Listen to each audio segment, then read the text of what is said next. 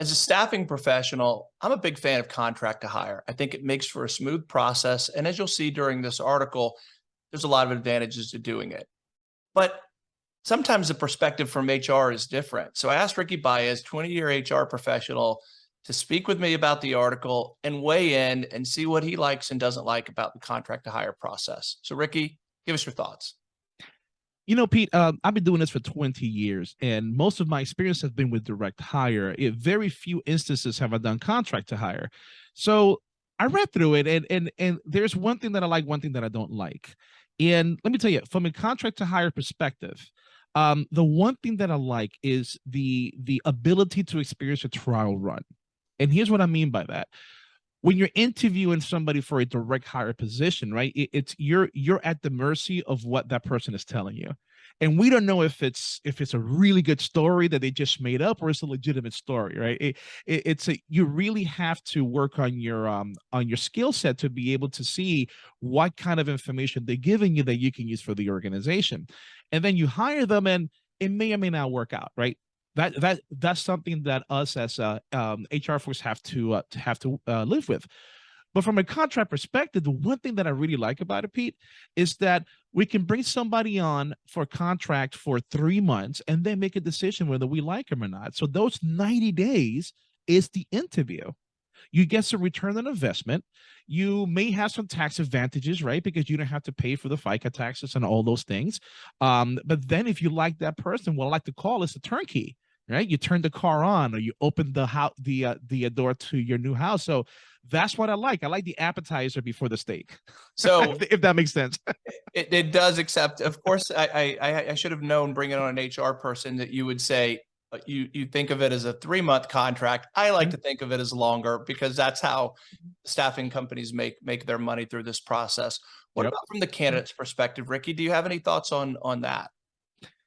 From the candidate's perspective, it's if you're a candidate that's looking for a job it's your next step in your career where you're going to be there for 5, 6, 7 years.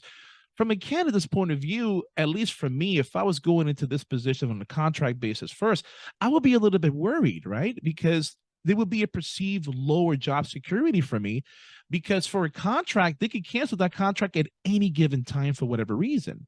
Now, granted, the same thing goes for a direct hire person in an employment at will state, right? But there's a little bit more to it from a W-2 employee than from a contractor. So I would think from a contract, from a candidate perspective, I will be a little bit worried because the job security that I will be used to just isn't there. Well, we're recording this in a time where it seems like every other day there's a large company announcing layoffs. So I would argue that that job security, and you said the key word to me, is perceived. It's not Mm. really greater or less because of the nature of the role. That's been my experience, and I would continue to argue that because from day to day, job security is dependent on the needs of the organization, the health of the organization, and of course, the mutual fit by the employee and the employer. But that is a big perception that's out there, and so I'm glad you brought it up. What don't you like about this as an HR professional? So I'm reading through this, Pete, and there's one that kind of hit me, right? Especially with something we did a few weeks ago. So there's the contract to hire con number 3, which is limited candidate pool. I would have believed that 3 or 4 years ago. I would have believed that. But these days, I don't think that's the case, Pete. We just did a show a couple of weeks ago talking about the rise of the freelance economy and how's that just ever since the pandemic is just skyrocketing up. And I really think the more technology evolves, the more the workforce evolves, the more people are demanding flexibility with their workforce.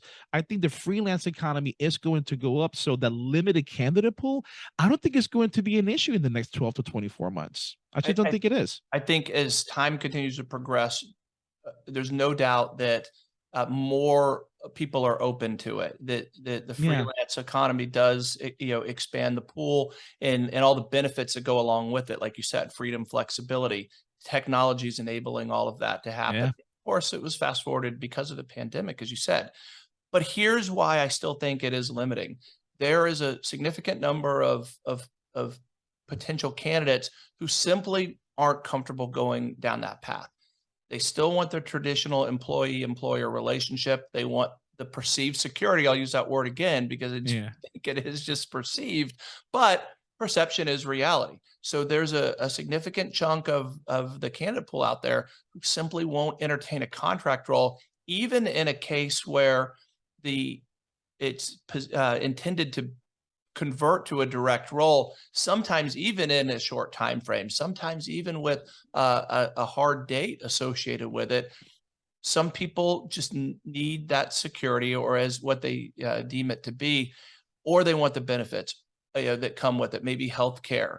That's something that doesn't always exist in that freelance, or won't exist necessarily in that freelance role, and is not the same is if you're a direct employee with time off and all the perks and benefits that come with that role. So inherently, that's going to limit some folks from going down this path. But as a professional recruiter, I would tell you, if the intention really is to hire or convert that role to be direct, then we can talk around that. We can explain to a large percentage of that group that is hesitant that, hey, look, it's temporary. It's a way to get the job. It's how the company wants to hire. Don't let that limit you from taking advantage of what may be your next great opportunity. But nonetheless, it's still limiting. So anything else? Anything we left off, or did we get it right? No, I think we got it right. I think we should do another show just like this in about 2 years and see where we are with the contract to hire and gig economy. So let's mark it 2025. That's when we're going to do it. Awesome. Well, I'll take you up on the opportunity to come back. 3 years. Sorry. Thanks so much today. have a good one. Bye.